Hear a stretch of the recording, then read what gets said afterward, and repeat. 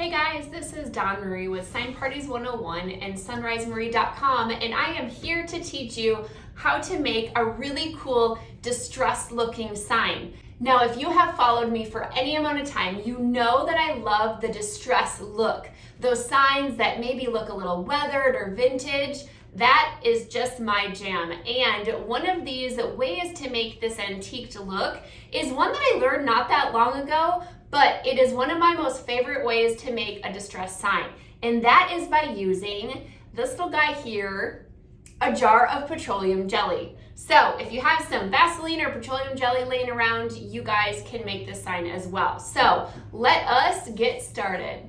All right, so the first thing I did was I made myself a planked sign. If you don't know how to make a planked sign, I will link the video that I have in the description below on how to make a planked sign. But it is just 1x4s attached together with a 1x2 on the back and some glue and nail guns, and that is it. Now, because I love the antique look, I left this 1x4 that has a little bit more character than the others on the good side so I can see that when my sign is done. So once you have your sign, what we're going to do is we're going to put a base coat of paint on the board that's a darker color. So you could use a darker gray, a darker brown, black, whatever you wanted. I'm going to use brown. You could also stain it as well, but I'm going to show you guys how to do the baby white method, which is one of my favorite ways to put paint on a sign. Then we're going to go over it with some petroleum jelly, and then lastly have our white paint on the top. And then I'll show you guys what makes this sign so cool when you wipe off that petroleum jelly. So first step is to get out some of that brown paint and a baby wipe and get that on your board. Now, when I wipe it on, I'm gonna focus around the edges and the cracks in my planks here. I'm not gonna worry about covering the whole thing super well because we're gonna go back over it with that white paint. So I'm just gonna grab some paint. This is my favorite color of brown to use. It's called Coffee Bean, and it's the brand Folk Art. And I'm just gonna get a good chunk on my plate. Grab a baby wipe, which the Parent Choice brands are my favorite because they're nice and strong. I wrap it around my finger, dip it into my paint, and then wipe it on my board. Again, you guys can use stain if you want to, but I'm just gonna do this with a baby wipe because it goes on the same way. That baby wipe kind of gets it a little bit wet and allows you to smooth on your paint as if it were stain.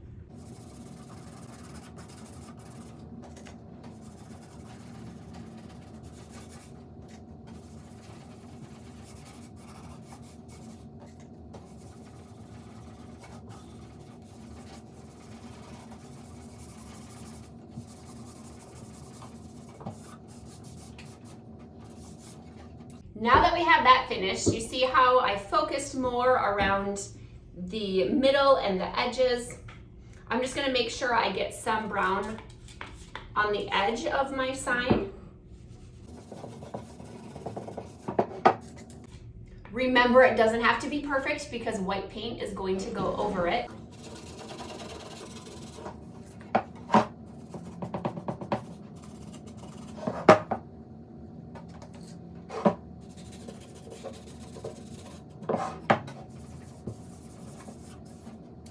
Now when we have this all covered the way that we want to, we can go ahead and take our white paint, and I'm going to use a bristle brush for this. I normally don't like to use bristle brushes when I'm painting, especially if I'm using a stencil, because the grooves that the bristles make can adhere to the stencil and pull up the paint. So I don't really like to use bristle brushes, but in this situation, I'm going to because one, I want it distressed, and two, I have 3D word cutouts, and so that's not going to really be an issue with this sign. So second step before I go to paint is I'm going to put down some Vaseline or petroleum jelly on my sign where I want the distressed look to be. So if you have certain places that you want the paint to come off of, essentially, so we can see this brown underneath, that's where you want to put your jelly. So I'm just gonna get some on my finger. And this is the cool thing about this, you guys, is that it doesn't have to be perfect. So I'm just gonna take some on my finger and I'm gonna wipe it on my board. I want to focus on the cracks and the edges. Because again, everywhere we put this, the paint isn't going to stick as well. So we're gonna be able to see that brown through the white anywhere that this Vaseline is. So I'm just gonna kind of randomly put it in places all over my sign.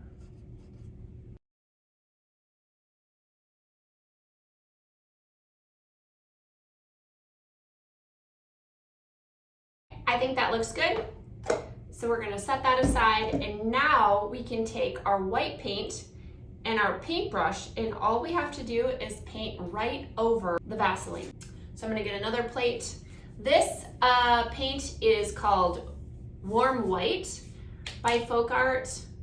I also love this color because it's not like super stark white, but it's not yellow. It's just a very nice off-white.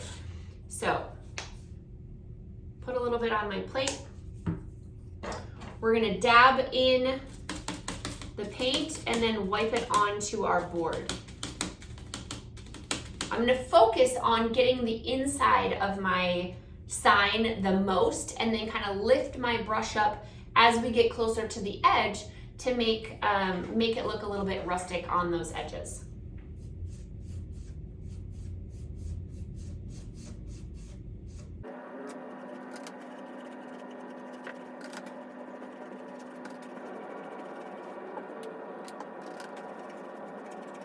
About right here, you might be thinking, oh man, I don't know if this is gonna work. It looks kind of messy. That's exactly how you want it to be. So trust the process and just keep on going.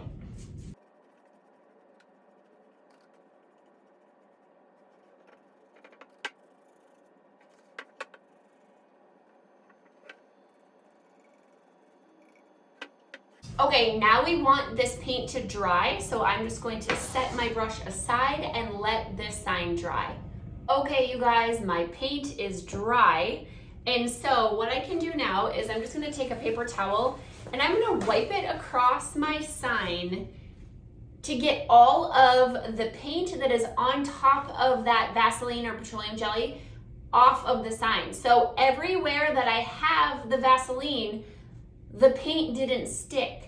So you will see when I wipe it off, the brown coming through the sign. So if you look right now, you can see it's still pretty white, but when I take this paper towel and wipe it on the sign where that petroleum jelly was, a lot of that brown shows through. So I'm just gonna take a minute and wipe off my sign.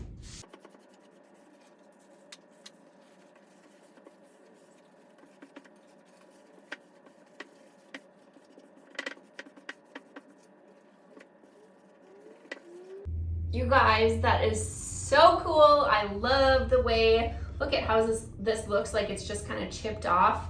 Love, love, love that. If you wanted to, you could even go and scrape off a little bit more because that paint over that Vaseline isn't completely dry yet. But I think that looks fantastic. I love the variation. There's some that are darker, there's some that are lighter, some look a little more chippy than others. So I'm going to take a little bit of sandpaper, a very fine grit. This is 320, and I'm just gonna go across the board, getting all of the little pieces, maybe of paint or anything that has come up. I'm gonna get it nice and smooth. And once I'm done with that, I'm just gonna take a piece of paper towel. You could also take a tack cloth or a baby wipe and just kind of go across it and get all the little dust particles off. And now you guys, we are ready to put our words down. Because I'm using 3D words, I'm gonna set this aside and actually get my words painted. So if you were using a stencil right now, you would put your stencil down. Since I'm not, and I'm using 3D, I'm gonna go ahead and I'm gonna take some tape and I'm gonna get some kind of butcher block paper and I'm gonna set it down so I don't get paint all over my table. Okay, so I take a piece of painter tape, I'm gonna lay it down, and this is how I'm gonna stick my words to my space. Now, you don't need to do this, but I like doing this just so I don't have to manipulate the pieces with my fingers, and it's a little bit easier to paint if I do it this way. And then I know I also don't lose the pieces because that's easy to do when you have a lot of stuff. So I'm gonna grab my plate here, put a little bit of black paint, I'm gonna use black paint for this, on my plate, and then we're gonna use a makeup wedge to do our painting. So the one reason why I like painting 3D pieces with black is that you don't have to be as careful on these edges because these edges are already a really dark brown from the laser. So I'm gonna dip my sponge into my paint, dab it off, and then we're gonna dab up and down on our word like so. I'll probably do 2 light coats. It kind of depends on how thick your paint is. This is pretty thick, so I will see how it looks after the first coat, but usually I go ahead and do a second coat just to make sure it's all covered well.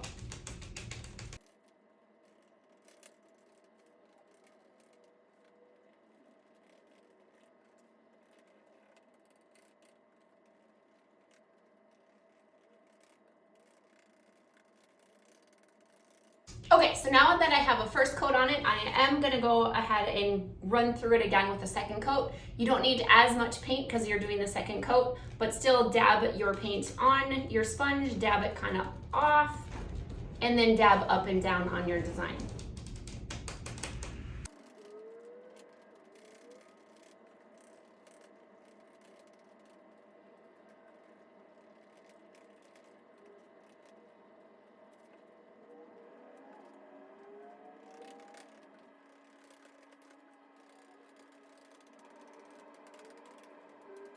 Okay, so now that this is painted, it is time to put it on our sign.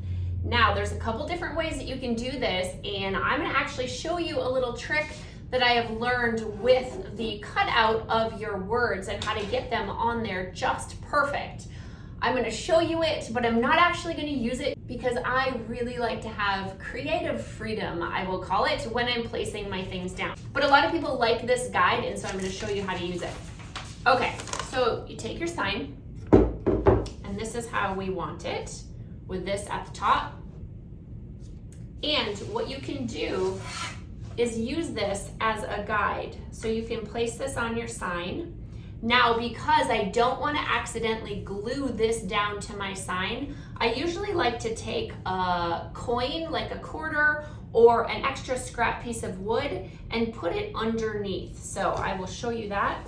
Here's just a couple of scrap pieces of wood that I have. You can place it under your sign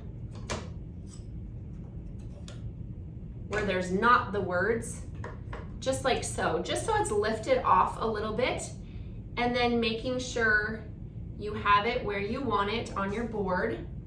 And then all you would do is you would take the word, let's say I'm gonna do the word me.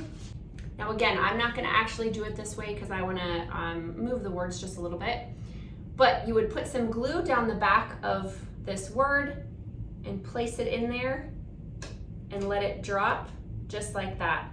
Now that's gonna be glued to the sign, and then once it's all glued, you just remove this, and that's exactly where you want it. So that's a little trick on how to use this as kind of as a guide on where to set your words.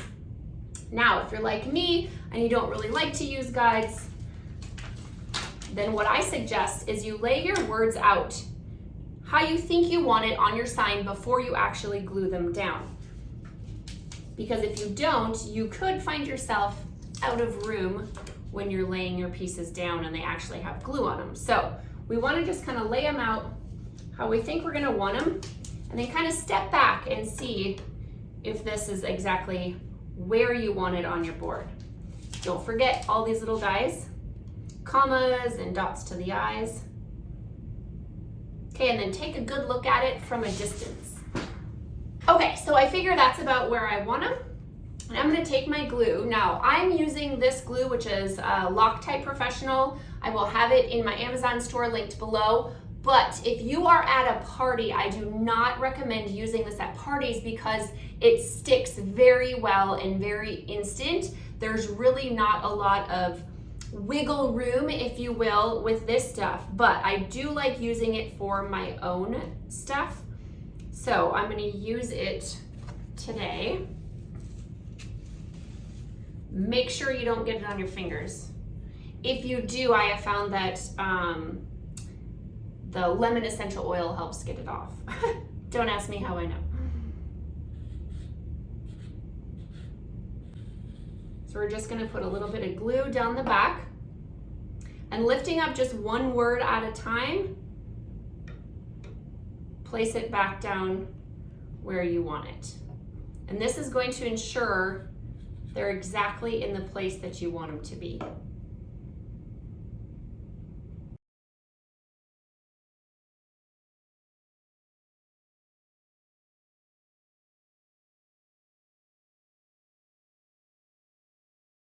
Okay, so now our sign should be all done. Everything is on there well, and look it looks so pretty and rustic. I love it.